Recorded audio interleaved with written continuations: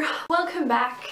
The other day I was kind of having one of those days where you feel a bit down and you just feel kind of a little bit pessimistic about life, and I was thinking that whenever I feel like that, I love to read a book to make me feel a bit more uplifted, to inspire me, and that's why I thought I'd create this video to share just 4 small, easy books to read that always make me feel better when I'm feeling a bit down.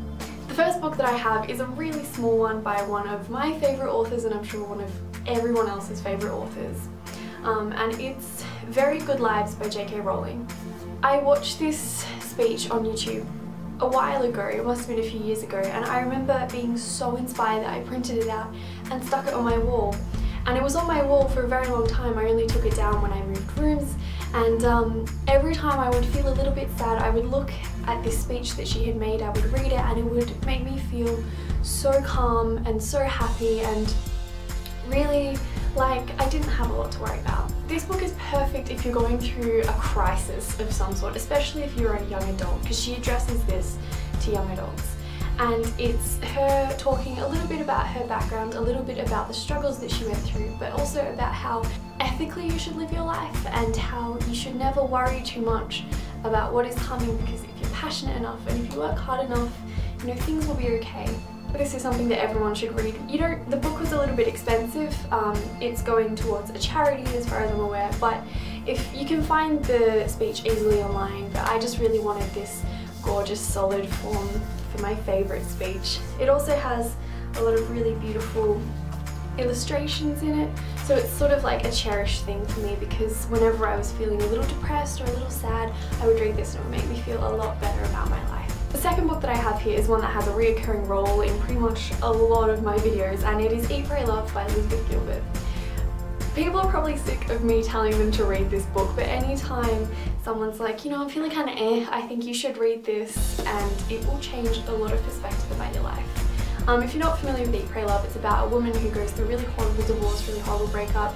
She's at a really low point in her life, and she decides to take a year off just from everything and just go travelling and just do something for herself for once. This book resonates with a lot of people. I'm not a 30-year-old divorced woman, but I still laugh out loud. I still find this so motivating, so inspirational, and beautiful book portraying love and life, and you know, how not everything's perfect, but how it's all going to be okay. The next book that I have has been circulating around YouTube for quite a little while, and it is Lean In by Sheryl Sandberg. I didn't really think about reading this until I was at the airport and it was on special, and I was like, yeah, okay, I've got a long 27-hour flight ahead of me, I might as well get something that's gonna, you know, enlighten me a little bit about a subject, feminism, that I'm interested in. I realised at the time how much this book was going to change not only my perspective, but the way that I live and interact with other women, the way that I live and interact with other people, and the way that I view my potential career. I'm quite young and I've done quite a few leadership academies, but never has one been as inspiring as this book. Sheryl not only talks about this resounding issue of sexism in the workplace, sexism between women, between men and women, everything, she talks about it all, but she also gives solutions and statistics, and it's factually based, but it's interesting to read. And I like that she gives you a solution to this problem, because quite often women, you know, talk about how they feel victimized, discriminated against, but no one ever really has a solution. It's kind of, you know, finger blaming at men.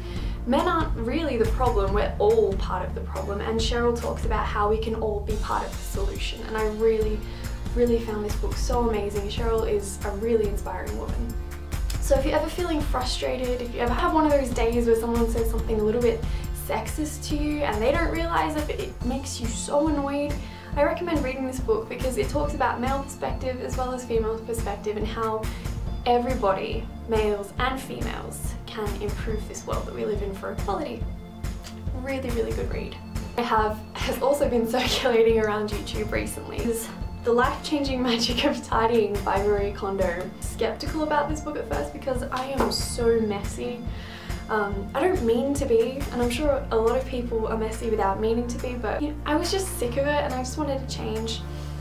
And she talks about psychological aspects of tidying and being messy, and she talks about, you know, practical methods, and she's just so great. This book really inspired me to clean up everything, and I've had this kind of weight on me for the last few years, and I never realised what it was about until I got rid of literally 3/4 of my clothing, and I chucked out all of this stuff that I didn't need, and I just felt so light. And I've been travelling for the last few months, and I realised how little I needed, and this book sort of gave me a push for when I got back to chuck out all of that stuff that just had no purpose to me and had no purpose in my life. So I can really recommend this book if you're interested in a change, if you're feeling just kind of about life, if you look around your home or your room and you think, you know, I'm not happy here, what can I do to make myself happy here? It's a bit scary at first, but she talks you through it, and it's so helpful, and it can make you feel a little bit more optimistic and a kind of project to work on, because I find when I'm feeling a bit down, I like to have things to take my mind off it, and this book is definitely a really good one if you want to do that. So those are my 4 inspiring books that I like to read when I'm feeling a bit low, but if you have any, let me know in the comments down below, or if you've read any of these books, let me know what you thought of it, because as always, I love to talk about what I've been reading.